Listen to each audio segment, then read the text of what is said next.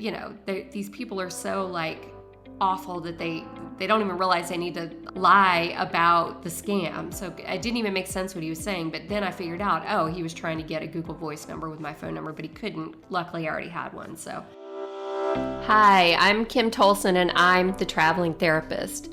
It's my passion to teach therapists how to navigate online private practices and multiple income streams so they can travel the world. I'm a digital nomad with a virtual insurance-based private therapy practice and a multi-six-figure coaching business. I'm obsessed with entrepreneurship and developing tools that can help therapists live an adventurous lifestyle. In this podcast, I will discuss my journey as a digital nomad. I'll chat with other traveling therapists and help you navigate the complexities of running an online insurance-based practice. I'm so glad to have you with me on this journey. Hey everybody, welcome back to another episode of The Traveling Therapist. So for today's episode, I wanted to just check in with you guys and let you know a little bit about what's going on with me. I hope to share my journey with you, the journey of becoming a digital nomad, all my tips and tricks and struggles and all the fun stuff to just give you an idea of what this process is like. I'm hoping it's helpful. So today, I just wanted to start by telling you where we are right now. So on 2/2/22, we're going to be officially digital nomads. So right now, we are living in our apartment that we're getting ready to move out of. The people that own this place, they just bought it, and we thought we would just be able to re-sign our lease, but they decided they want to move in here, they want to live here. So that is sort of also what prompted us just to really do this thing, to just like go for it, the digital nomad lifestyle. So basically right now we're sleeping on 2 queen air mattresses. Most of our stuff is put in a 10x10 storage unit that we did just yesterday. We got everything put in there. I'll talk about that in a little while. But right now, basically we're just kind of counting down the days until we move out of this place. And then we are packing the car with 1 bag each, and our car basically is this convertible red BMW that we bought. We never thought we would like buy a BMW or anything like that. We just happened to like be looking for a car because we wanted a convertible. We were in South Florida and we went to the dealership. We just stopped at a random dealership, and it was like that moment where you see the car on the showroom floor and it's like, oh my God. And of course, then we test drove it, and then we were like, we're just going to buy this thing. So we bought it. Anyway, so now we have this like little 2-seater red convertible that has like barely any trunk space. And we've decided that this is the car we want to take on our digital nomad journey as we travel from place to place around the country. So we do have another car. It's called that like an SUV. Basically, it's much bigger. So we don't know. We might end up switching back. But for right now, on February 2nd, we are each packing 1 bag, and we're going to throw it in the back in the trunk of our little red convertible, and we're just going to go. So that's the plan right now. Our first stop is going to be Panama City Beach. And, we're super excited about that. We got an Airbnb there. We're going to stay there for a little while. And then right after that, our next stop is going to be in Fort Lauderdale. We'll be staying in the Conrad Hotel, which is like luxury residences. So some of you may have heard my story in the beginning of this podcast where I shared basically for the next year, we're doing luxury travel. So we joined this luxury travel club called Inspirato, and you can look them up at inspirato.com. I do have a referral link that's in the show notes. If you decide it's something you want to do too, let them know I sent you there. But anyway, Inspirato is you pay a fee every month for their pass feature. There's other features, but we pay for the pass. And basically, you can stay in any luxury property that you want to stay in that is part of the Inspirato portfolio. And you can stay as long as you can get a booking for it. Like right now, there is a Tuscan villa over in Italy that you can stay in for like up to 14 days, I think. Unfortunately, with Ken's job, he has to stay in the United States. He works for an insurance company, and he has to remain HIPAA compliant. And they want him to be in the United States. So a lot of our Inspirato travel and Airbnb travel is going to be in the United States. So that's kind of what we're focusing on right now. So anyway, the next stop after Panama City Beach is gonna be this luxury place in Fort Lauderdale, and I think we're staying there 9 days. And then after that, we actually have no idea where we're gonna go. So the way Inspirato works is you can't book your next one until you've completed the current one. So when we leave the Conrad, we will then be able to book our next one. So we're basically just going to go on a whim, and as soon as we're checking out of one place, we're going to be checking in or trying to decide where the next place is going to be. So that's how it's going to go for us right now. We don't know if we're just like totally crazy or like brilliant. Like we have no idea if this is going to be terrible or wonderful. It's probably going to be a combination of both, I think. We all know traveling can be sort of exhausting. So we'll see. We're just going to see what's going to happen. We're going to use Airbnbs in between the Inspirato stays. And I'm thinking occasionally, we'll have a night here or there in a hotel. If we're having to travel more than maybe 6 to 8 hours in a day, we'll probably stop in a hotel and then go on to the next destination after that. So that's how we're planning to piece this whole thing together right now. And of course, I plan on doing these episodes to keep you updated on how that's going, and let you know we have to make adjustments based on this plan that we've put together that we're going to be doing. So let's see, where are we right now? So like I said before, we have about 10 days left here. We're moving out on the 2nd of February, 2/2/22, which I feel like is like a special number. I don't know why, but it just seems really cool for this to be starting on that day. Basically, we did hire the movers. They came yesterday. They moved a ton of our stuff to the storage unit. Like I said, it's only a 10 by 10 storage unit, so we had to do some paring down again. I have shared with some people in the podcast and also just talking on Facebook and stuff that we did significantly downsize 2 years ago when we thought we were going to become digital nomads, and then COVID came along and kind of ruined those plans. So interestingly enough, we have reaccumulated all kinds of stuff living in the space, and it's been interesting on the podcast. Everybody keeps saying that. It seems like whatever space you're in, you tend to start to fill it up with stuff, or at least most people do. So right now we have downsized again. We fit everything into this 10 by 10 storage unit, and we're just going to leave it there. We rented it. I think it's going to be about like $180 a month to keep the storage unit going. So that's our plan right now for our stuff. And as I said, we're each packing one bag of what we think we're going to need on the road, and we're just going to go with that and see what happens. We figure we'll just kind of buy stuff along the way if we need it.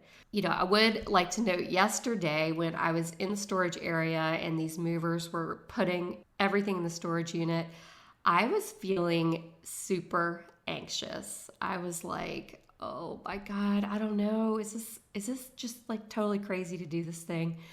What if I need this, or what if I need that? Like they were like covering up some of the bins that I had put some of my clothes in or whatever. I'm like, God, I won't even be able to get to that if I need to. So I was just like really not panic attack anxious, but like pretty anxious. And I've got these two, like I call them my business besties, Megan Smith-Gunnell and Cindy Gonzowski. I started messaging them on Facebook, and they're so wonderful. They're like always available. Like we're just always there for each other. It's so important to have such good buddies in, this business arena, but also just good girlfriends that you could just talk to about anything that you've got going on. So I texted them. I'm like, you guys, I'm standing at the storage unit. I am super anxious right now. I mean, am I making a mistake? And, I thought I would just share here kind of what they said to me, because it feels so special to me to have people to give this like just immediate feedback. So Megan says, Kim, sending tons of love and support your way. It's the start of a brave new adventure with tons of freedom and new opportunities to discover. And she said, remember, you can always go back to having an apartment anywhere at any time. And maybe it helps to remember you have like an escape hatch if you actually need one. And that really helped me. And then she said, but for now, big deep breaths. This is a big shifting energy for you. You're stepping into a long held dream. And I was like, yeah, okay, thank you, Megan. That totally grounded me. And then Cindy came back and said, thinking of you, Kim, it's got to be scary. What Megan said is so true. I echo that. You can get things out of storage down the road. For now, you're on an adventure. This is the flip side of anxiety, and that's excitement. But we all fail to see that a lot of times. We just get caught up in our anxiety. So I just wanted to share that with you guys too, in case any of you are wanting to start a new adventure and just need some encouragement, because it does, it gets scary, like not having a home base or feeling like I might not have a home base, or just, if I get tired, somewhere to put my head down. But, I've got to remember when we literally could just rent an Airbnb for a month or 2 months if we need to do that. So it's just interesting, like the attachments we have to stuff and material items, and it's just I don't know, it was just a little overwhelming for me. So I thought I'd share that with you guys, that I'm super excited. This is going to be a fun adventure, but there's also these other parts that are coming up for me, and I imagine they probably come up for other people as well. Now, my boyfriend, Ken, he's like super optimistic. He's usually like the really practical one, but he is like all in on this, which is so fun for me. And, I, of course, told him yesterday, too. I'm like, oh, my God, I'm feeling so anxious right now, like putting all this stuff in storage. He's like, it's going to be fine. This is going to be so fun. We're just going to have the best time just exploring and just doing this together. So it's good to have a partner like that, too, that can just kind of be there for you and, encourage you when you're starting to feel a little unsure about major life decisions. He's really good about that. By the way, you probably hear me talk about him a lot, but he's my boyfriend of almost 20 years now. This year, February 18th, it'll be 19 years that we've been together. So people always say, well, oh my gosh, you guys aren't married yet? And I just like to say, no, we're not married. Neither of us really wants to get married. He was married once. I've never been. And it's just never been like an important thing to me. But, we're partners in life. We are just loving doing this thing together, and just it's cool to have somebody like this doing this with me. And a previous episode that I recorded, it actually hasn't been released yet, but we were talking about that. She's a single solo traveler, and she was just talking about like dating and how important it is in her life to date people, but also people that have the same goals as her, like to want to travel, to want to explore, to want to not be like settled down in one place for 50 years. So, that's a cool quality to have in a partner, or to be looking for in a partner if you're a solo traveler or trying to date and travel, like paying attention to those different styles or lifestyle goals that we all have in our life with our partners. So let's see, what else did I want to tell you guys about? So I thought I'd share a little bit about just like the prepping we've been going through with this. So for one thing, we have been traveling a lot already with just keeping our home base, but now we're getting rid of the home base. And one common thing that we seem to notice, like in these Airbnbs and even the Inspirados, is, they're super fancy, but it seems like the like television systems are never that great. Like there's only a couple of channels, or, it seems like, especially in Mexico, of course, everything's in Spanish and you really can't get anything great to watch on TV. So because of that, one important thing we do have in our relationship is we love to watch TV together. We love to watch like series together. Right now, of course, Ozark just came back on Netflix, so we're all engrossed in that right now. But it's really something we like to do together, is watch shows that we love. And, we pause it like every 10 minutes and it takes us like all night to get through one episode, but we really like to do that together. So part of this trip, Ken was like, we need to make sure we have like a reliable, TV or a way to watch the shows that we really love in the evenings when we're trying to wind down. So he's like really tech savvy. He loves a gadget, and he actually found a really good solution for us. So I thought I would share that with you guys. He found this LG projector.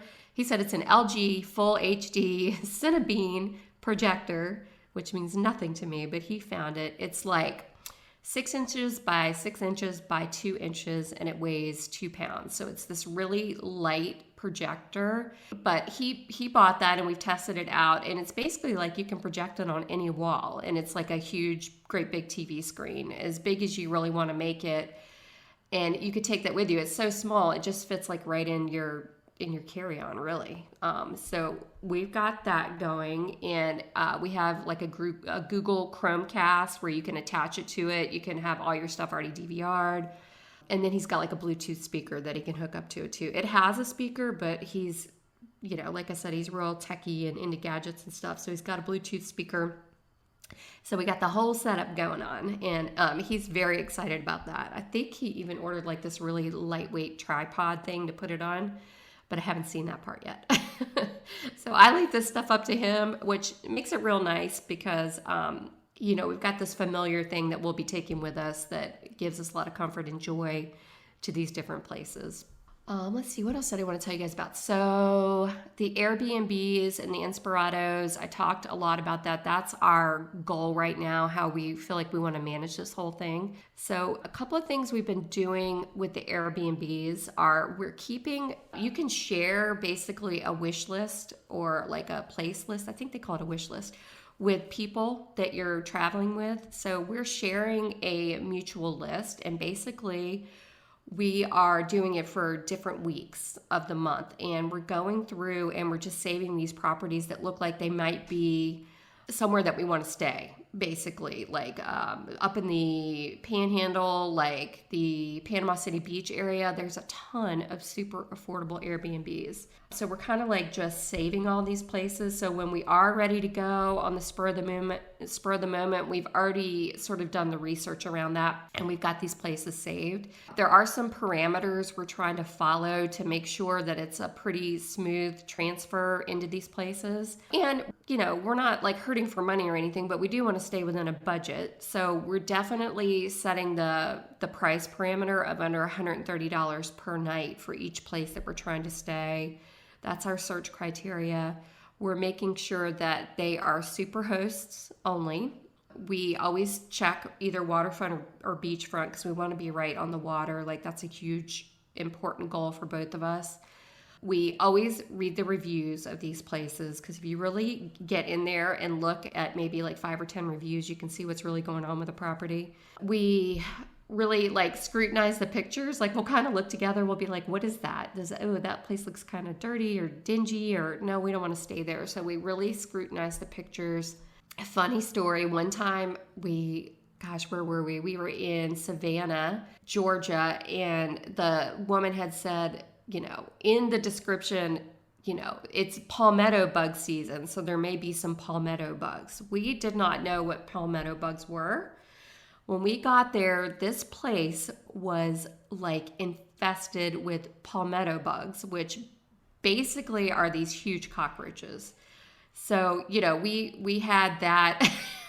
We were like, oh, okay, I don't even know what a palmetto bug is, but we're going to, go and stay in this place. When we got there, I mean, it was terrible. Like, I could hear these things crawling in the night. So if you're planning on Airbnbs, make sure you read the reviews and really like scrutinize what these descriptions are saying, because I don't know what we were thinking. I was thinking like stink bugs out on the porch or something, but no, these things were like infested in this house. And when we complained, she basically said, well, that's Savannah for you. You're going to get palmetto bugs. We were like, okay. And she was like, well, it was in the description. So that's just a little side note to say, just be careful when you read these descriptions and the reviews about what people are saying about these places. Another thing that we're finding with Airbnbs, especially for us, since we're going to be like such on the spur of the moment with these things, if somebody has a property that's open and it looks like it's going to be available like in the next week or 2 weeks, you can actually message them and ask for a discount. And you can say, hey, I noticed that you haven't rented this place yet. We're kind of in a pinch. We're going to need to be in your area, and it's like next week. And could you cut us a break? Could you cut us a deal or a discount? And we've had that happen a couple of times. Not much, like anywhere from $50 to maybe $200 that they'll knock off the price, or they'll give you an extra night. That's happened sometimes. They have the ability to reduce the fees, all of that stuff. So keep that in mind if you're planning on using Airbnbs as you travel. And if you have any other tips about this, let me know. Like, email me at info@kimtolson.com and let me know, because I'm always like looking for tips for this stuff to save money and to find the best places to stay. So let me see what else. So some other things that we do to make travel easier for us is we are a member of like different membership services, like Instacart. That's a big one. It's not everywhere, but a lot of times, when you're traveling, the last thing you want to do is go to the grocery store and go grocery shopping. That's the last thing I want to do anyway. So Instacart has been great for us. Also, Walmart.com will deliver groceries. Usually it's the next day or 2 days for Walmart.com, but Instacart will bring it to you within a couple of hours. So a lot of times when we are driving somewhere, we will just go ahead and put a grocery order together and tell them what time you want it delivered, and they just bring it right to you at the exact time when you need it. That's been really great for us. When we were in Newport Beach, California, the place where we were staying was sort of isolated, and we didn't have a car. So it was either walk like 4 miles, take an Uber, or have Instacart deliver. So fortunately, Instacart was running there and they just would bring us whatever we needed. So that worked out well. Another thing we're researching, we haven't actually used this yet, but in a lot of cities, Amazon has these Amazon lockers where you can have stuff delivered to these Amazon lockers. Like here in Hollywood, Florida, they've got them right in front of the 7-Eleven, which is like a mile from where we live. And you can get that stuff delivered and have it and just go get it out of the locker. If you don't want to give the address, or if you're not sure of the address where you'll be staying or what the situation is, you can have it delivered there and you can just go pick it up from the lockers. So that's pretty cool. Another cool thing with Inspirato, in the Inspirato website, in your account, you can order groceries. So you could put an entire grocery list. You can even copy and paste your grocery list from last time. And the concierge at these properties will actually go do the grocery shopping for you, and they bring it in, they unload it, they even like put it all pretty in the refrigerator, and it's just organized super nice and neat in these properties.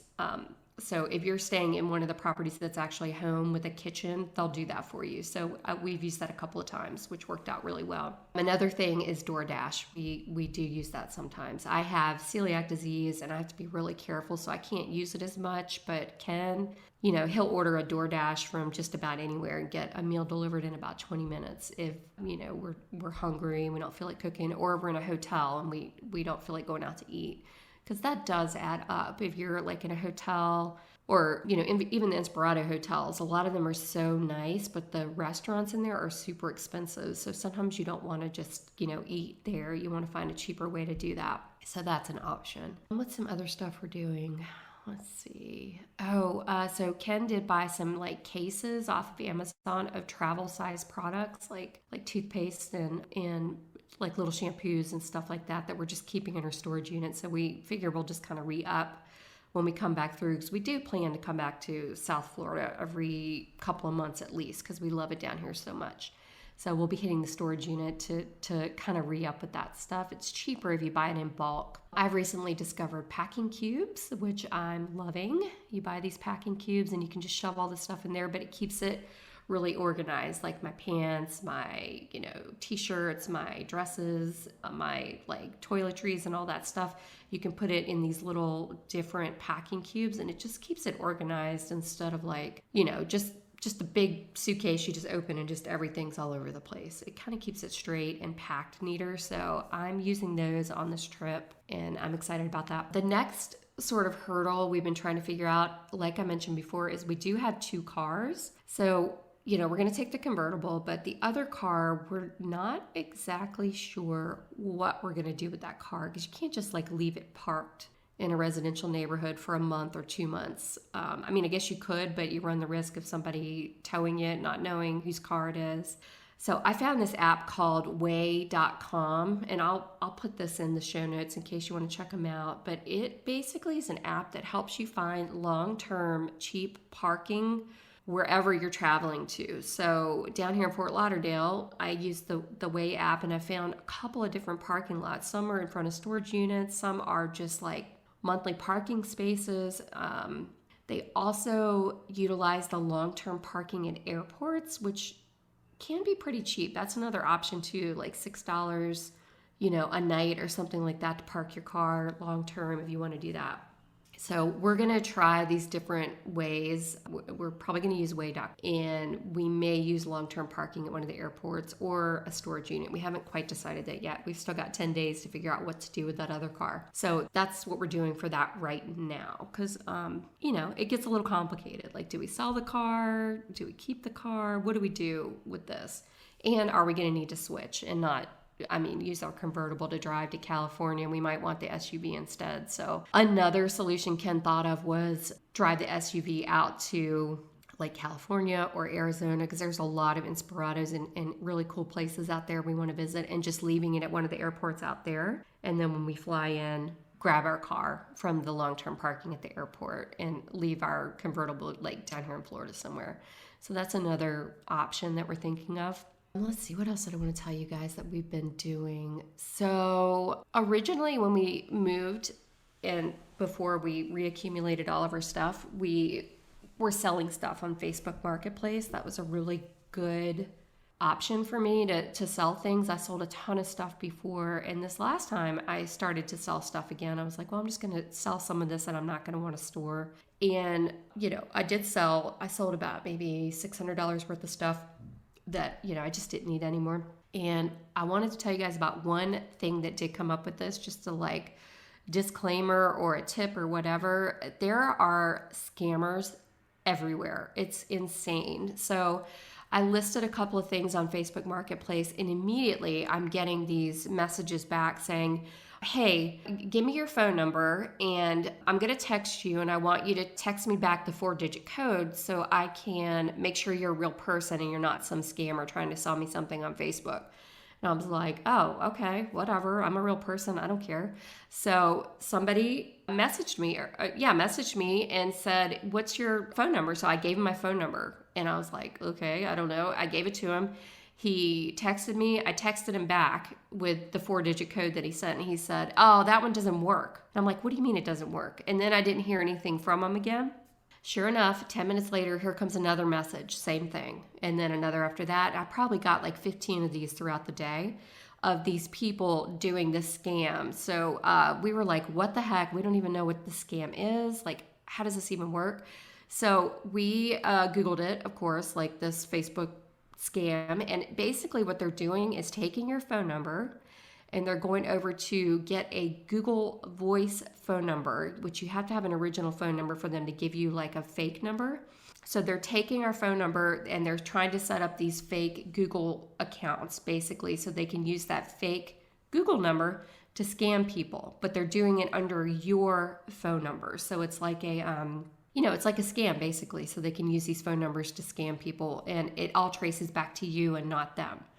So fortunately, I already had a Google Voice phone number that I got a long time ago. So when the guy texted me back and said, that code's not working, and I was like, what do you mean it's not working? That's what he was talking about. Like these people are so like awful that they don't even realize they need to lie about the scam. So it didn't even make sense what he was saying. But then I figured out, oh, he was trying to get a Google Voice number with my phone number, but he couldn't. Luckily, I already had one. So I'm just sharing that to say, if you're trying to sell anything on Facebook, make sure that you definitely watch out for that scam. Don't send them your phone number, because they can use that against you down the road. And who knows what they can do with it. I don't even know. I can't even like get that nefarious with it, like what they can do with it. But that's just something I wanted to pass on to you guys. It's a great place to sell stuff, but you got to watch out for things like that. Let's see. I think that's about everything. Oh, address. I wanted to just touch on like what we're doing for our address right now.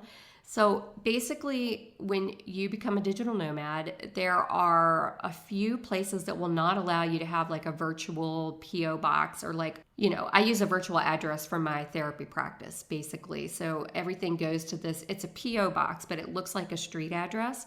So I use that with the insurance companies. I use that for any correspondence having to do with my business. But when you're trying to actually be a digital nomad, like you have to have a physical address for a couple of things. Basically, like your health insurance, they want you to have a real address.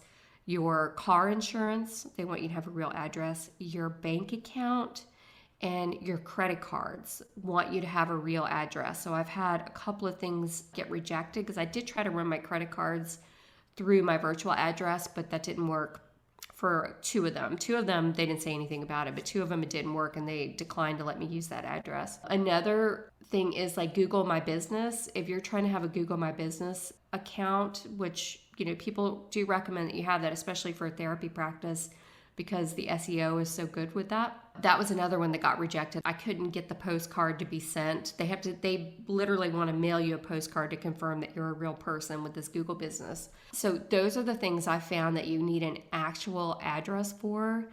So for right now, luckily, my mother lives in Florida, so she is going to allow us to use her address. So anything that comes to her, she's just going to take a picture of it, or, I'll FaceTime her or whatever and just kind of look through our mail with her. And if we need something mailed, we're just going to have her overnight it to us. But for the most part, we've tried to make everything paperless. If you go into your accounts and just have everything turned on to paperless, you're not going to get statements in the mail or correspondence or anything like that. So we're trying to do that. We're using her address because we need the actual street address.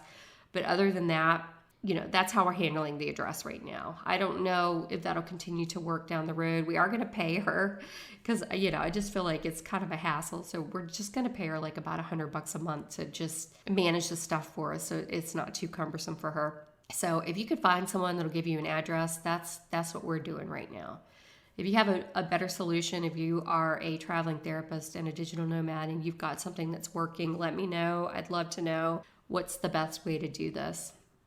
So basically, that is what is happening right now. I'm going to keep you guys updated. So it's the countdown to the big digital nomad move. And like I said, right now we've just got the stuff that's going in our suitcase and a couple of air mattresses. And we'll throw those in storage when we're ready to go. So I'm going to keep you updated. I want to do episodes like this occasionally in between these amazing interviews that I've been doing with all these traveling therapists, just to let you know about my journey and what's going on. And, also to say if you have tips or anything you want to share with me about how to make this journey easier for me, I'd love to hear them as well. Also, I'd love for you to join our Facebook group if you're not already a member over there. It's the Traveling Therapist Facebook group, and it is awesome. There's just so many people sharing cool stories and tips and tricks and their blogs, and it's just a wonderful community. So I hope you'll join us over there, and I will keep you updated with what's going on with us. For now, take care and stay tuned to more episodes of The Traveling Therapist. Thank you so much for listening to the Traveling Therapist podcast. For show notes, links, and downloads, head over to thetravelingtherapist.com, where you'll be able to learn more about my journey, the courses I've created for you, and other exciting resources to make your dreams become a reality. If you've enjoyed this episode, please share with your traveling therapist friends, subscribe to the podcast, and if you love this episode, please leave a review.